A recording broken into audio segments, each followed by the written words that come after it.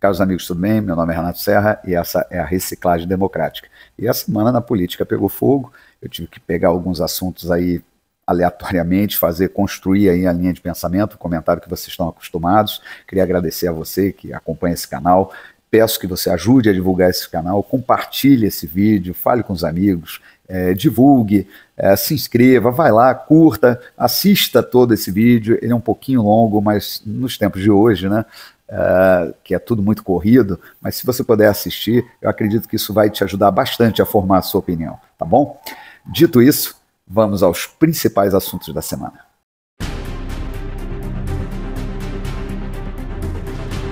E a semana começou com as repercussões sobre os acontecimentos naquela reunião lá do G20 que está acontecendo na Índia e que o Brasil, né, passou a ser o anfitrião da próxima reunião. E a primeira delas foi a entrevista do presidente a um jornal, né, indiano, dizendo que na reunião que vai acontecer no Brasil, Putin poderia participar sem nenhum problema, inclusive mesmo condenado pelo Tribunal Internacional, a Corte de Haia. Aí o presidente disse que não reconhecia essa condenação e que o Putin poderia vir tranquilamente, que ele não faria nenhuma prisão e tal.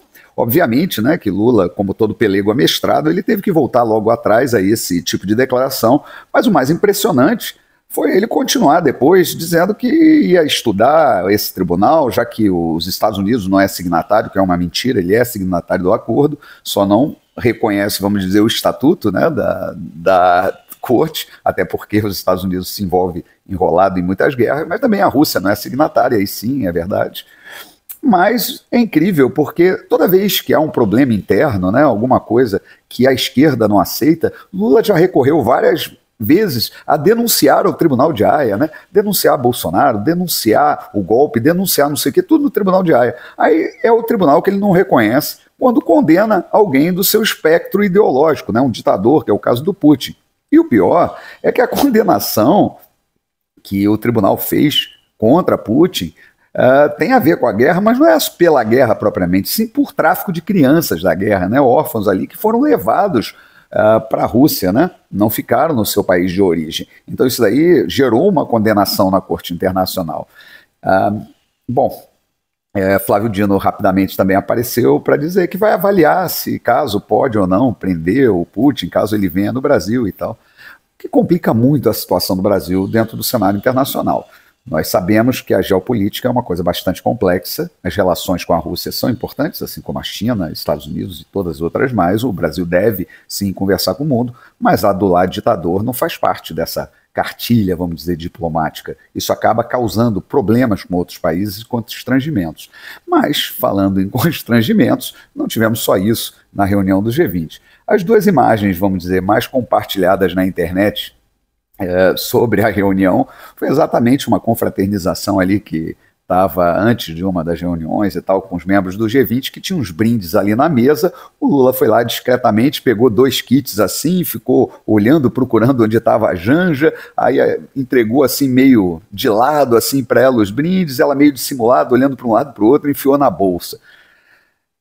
É impressionante a vocação, né, que o cara tem, né, para ladrão, né? Eu acho que ali também é um sintoma de doença, talvez, a cleptomania, né, uma doença que pode acometer esse tipo de pessoa, né, tá ali, ele realmente fez como se ele estivesse afanando os brindes, né, foi assim parecia que estava roubando, quer dizer, uma coisa assim impressionante, mas talvez isso também explique o porquê o governo cortou cerca de 700 milhões de reais do orçamento de combate ao crime. Com um presidente como esse, né, a gente não pode esperar nada mais, nada menos.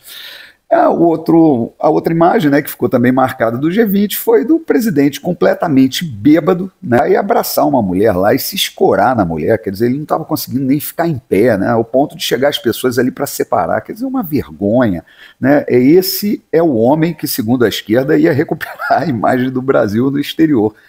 É uma gafe atrás da outra, é uma coisa absurda. Bom, de volta para o Brasil, né, o presidente não teve tempo para ir lá no Sul ver exatamente os efeitos da catástrofe ambiental que teve lá, né? E logo em seguida partiu para Cuba. para a reunião do G77, e o pior de tudo é que ele quer ajudar, ele quer entregar mais dinheiro dos brasileiros para os cubanos, sendo que o governo de Cuba deve mais de 2 bilhões de reais em dívidas assim, que não pagava. Já declarou que não vai pagar. Antes eles davam a desculpa que não eram alinhados com o governo. Agora são alinhados com o governo, mas não têm condições de pagar. Quer dizer, e querem mais dinheiro, querem mais ajuda, e fica essa história do embargo comercial, que é meio fictício, né? Porque só os Estados Unidos é que mantém esse embargo, o resto do mundo comercializa com a ilha. Então, eu não sei qual é o problema, né? A gente vê ali uma narrativa, né, de um socialismo fracassado, como é todo socialismo, ele fracassa, mas ali falam da saúde maravilhosa de Cuba, da educação maravilhosa de Cuba, e o que a gente vê, na verdade, é um país miserável, né, com pessoas sem iniciativa, totalmente dependentes do governo, e um governo, vamos dizer assim, com líderes ali vivendo na extrema riqueza, né, enquanto a população vive na extrema pobreza.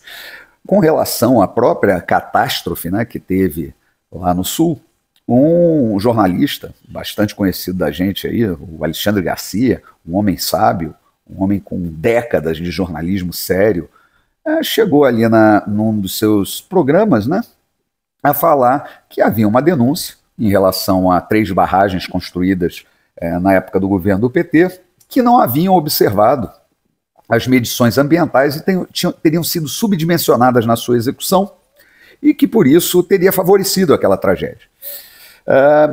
Ele fez isso assim, pedindo, inclusive, que essa denúncia fosse apurada, investigada pelos órgãos competentes. Afinal de contas, uma denúncia dessa ordem tem que ser apurada. E mais que rapidamente, nós vimos a galera do Amor simplesmente fazendo aí seu discurso de ódio contra o jornalista, né? Falando que ele produzindo fake news, que ele estava atacando, na verdade, o governo, que ele precisava ser preso, que ele chegou a um completo absurdo do que nós chegamos aí nesse momento de intolerância, de divisão, né? E que não se pode mais falar nada que ofende, né? Que vira fake news, quer dizer, é fake news só de um lado, obviamente, mas a verdade é que ele estava ali com uma denúncia e pedindo investigação. Esse é o fato. E aí isso incomoda bastante. Bom, e essa semana tivemos aí a sequência da CPMI dos atos do dia 8 de janeiro, com ali um depoimento de uma policial que foi agredida ali durante os atos, quer dizer, por gente completamente desqualificada, né? Pessoas que realmente atentaram contra o Estado Democrático de Direito, não digo um golpe, porque eu acho que um golpe é completamente descartado, mas que houve ali um atentado ao Estado Democrático de Direito, houve sim, isso para mim parece claro, mas o pior foi ver o depoimento do general Dutra, que para mim assim continua uma campanha de desmoralização das Forças Armadas, e ela tem os seus promotores, né? E um deles é o próprio general Dutra, que foi lá e foi inquirido ali pelo pessoal mais da direita, e nesse momento ele deixou claro, né, que a operação, o Plano Escudo, foi, na verdade, acionado apenas no dia 8, contradizendo o general G. Dias, que disse que o Plano Escudo tinha sido acionado dias antes. Falou ainda que a negociação, né, que tirou as pessoas do acampamento foi exitosa, né, as pessoas saíram ali sem nenhum tipo de violência e tal. Porém, essas pessoas foram imediatamente presas. No momento da saída delas, elas seriam apenas triadas, né, a declaração ali do general, que elas teriam sido triadas e voltariam para as suas casas, o que não aconteceu, foi todo mundo para Papuda. Ele ainda declarou que as pessoas que estavam no acampamento não foram as mesmas que estavam lá nos atos violentos. Ou seja, o que se levanta agora é um crime de perfídia, ou seja, de traição, né? As pessoas se entregam, resolvem obedecer às ordens, é feita uma negociação e depois essa negociação é rompida. Quer dizer, uma vergonha absoluta, assim, é de se envergonhar do que se tornou realmente o Exército Brasileiro. Não que ele não tenha que cumprir a sua função institucional, constitucional, que não tenha que participar de nenhum golpe de Estado, mas essa subserviência ao poder, né, essa subserviência total, ela é extremamente vergonhosa. E a gente está assistindo isso, é a desmoralização do Exército, a desmoralização das Forças Armadas, isso é muito ruim para o país. E nós tivemos aí a notícia que as CPIs que estão rolando lá vão ter mais uma semana de vida, né? Então, o Arthur Lira prorrogou aí por mais uma semana a CPI das Americanas, a CPI das ONGs, a CPI do MST, quer dizer, mais uma semana aí para se fechar relatório e tal, mas muitas coisas já ficaram claras ali. Os relatórios serão apresentados, que a gente espera que quais são as ações que vão derivar exatamente dessas CPIs, ou se é mais espetáculos políticos e tal, que exatamente aí para se juntar às outras CPIs que já aconteceram nesse país e que pouca coisa mudou. Mas a verdade é que elas foram muito reveladoras, em especial a CPI aí do MST e das ONGs mostraram muita coisa errada e é capaz de realmente que a institucionalidade se restabeleça e realmente combata essas irregularidades que estão acontecendo dentro dessas entidades, inclusive do próprio Estado brasileiro, né, que de alguma forma contribui para que aconteçam essas irregularidades. Muita coisa se viu aí, envolvimento de deputado, de prefeito, de políticos em geral, com esquemas aí criminosos, né, esquemas de invasão de terra, de desvio de recursos e muitas outras coisas que fazem parte, vamos dizer assim, do que acontece normalmente no nosso país. Outro assunto que foi muito bem explorado essa semana foi a questão da delação de Mauro Cid, né? Ele realmente fez um acordo de delação premiada. O que espanta a todos, né, foi ele ter sido solto, né, imediatamente depois de ter sido homologado o acordo pelo ministro Alexandre de Moraes. Durante a Operação Lava Jato, a Suprema Corte criticou esse tipo de expediente, né, que parecia exatamente, segundo os próprios ministros, uma espécie de tortura, em que o investigado preso até confessar e aí ele era solto, né? Então isso foi reproduzido, embora as críticas do próprio Supremo, agora nessa ação com Mauro Cid, que estava preso sem que houvesse um inquérito formal. Quer dizer, ele foi preso por uma infração administrativa, essa suposta falsificação, que ainda também não é provada, né? Ainda é em investigação, e ele estava preso por isso, já há alguns meses. Então, ele firmou esse acordo de delação premiada e parece que ele está em torno dessa questão, dessa polêmica das joias. Durante esse período, o que se constatou, e aí são fatos, eu não quero discutir as questões morais relativas a isso, mesmo porque no Brasil poder e moral não são coisas que caminham juntas. Mas essa questão específica das joias parece, isso já foi constatado, que um funcionário, né, não é um comissionado, não é um homem do presidente, um funcionário do patrimônio da União lá, declarou esses bens que foram dados a Bolsonaro como personalíssimos. Como bens personalíssimos, que estão lá, inclusive, na lei, joias incluem-se nisso, ele poderia dispor da maneira que ele quisesse. Não, ele fora da presidência, ele poderia até vender esses objetos, como foi o que aconteceu. Eu tenho para mim, assim, isso ocorreu inclusive antes aquela onda de Pix, né, que o presidente recebeu, que isso também para o sistema foi muito inesperado, né, porque eles queriam destruí-lo financeiramente. Uma das formas de destruir uma pessoa nesse país é inviabilizá-la financeiramente.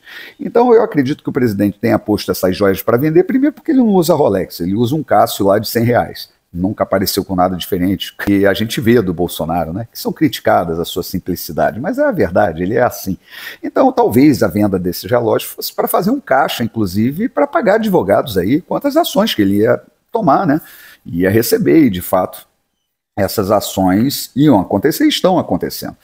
Mas o TCU, né, entendendo que isso eram bens, né, pertencentes à União, que não poderiam, devido ao seu valor, ser considerados personalíssimos, né, foram lá e intimaram o presidente a devolver esses bens. O que ele fez? Viabilizou a recompra dos bens, foi lá, comprou os bens, né, os 2 relógios, e devolveu para o patrimônio da presidência. Esse é o grande crime, esse é o crime que está sendo comparado aí com os crimes de corrupção que aconteceram nos governos do PT. Quer dizer, é uma coisa completamente absurda, mas criou essa narrativa para prender o presidente, porque a ideia é prender o presidente, né? Eu já disse nos vídeos anteriores que não basta apenas deixá-lo inelegível, tem que prendê-lo. Agora, o que não esperavam era realmente que tivesse essa campanha, essa onda aí de Pix, que acabou fazendo um caixa de 17 milhões de reais para o presidente, que dá para pagar bastante advogado durante muito tempo. Então, isso o sistema não esperava. Então, agora é necessário ir criando essas narrativas, né, de crime para tentar botá-lo na cadeia, igualá-lo ao atual presidente, pelo menos nisso, né, porque em popularidade ele parece ser até maior, mas tem que igualar ele no crime para que possa, inclusive, emplacar a narrativa do presidente injustiçado, né, ou do Lula injustiçado, que, na verdade, é toda uma armação do sistema que está aí para a gente assistir. Bom, a delação, a gente não sabe o teor, né, muito se especula ali, mas já se fala no envolvimento aí na delação de Braga Neto, de outros generais ali que estavam no entorno ali do presidente, do ex-presidente, e a gente vai ver o que vai acontecer, né? Porque na verdade o que está acontecendo é uma perseguição. Inclusive no caso do Braga Neto, né, já falaram de uma compra superfaturada de coletes, né? De uma empresa que está sendo investigada nos Estados Unidos, declararam que ele tinha comprado os coletes superfaturados. Ele veio a público dizer que os coletes não foram comprados, né? Que a compra foi suspensa na ocasião, uma coisa que aconteceu há 5 anos atrás. E aí a gente desconfia, né? Braga Neto está sendo muito cotado para a prefeitura do Rio de Janeiro, e aí talvez esse seja já o caminho assim de destruição de reputações, exatamente para ele não disputar essa eleição. Bom, esse é o Brasil, essa foi a semana que a gente viu por aí. Bom, era isso que eu tinha para falar para vocês. Um grande abraço e até a próxima.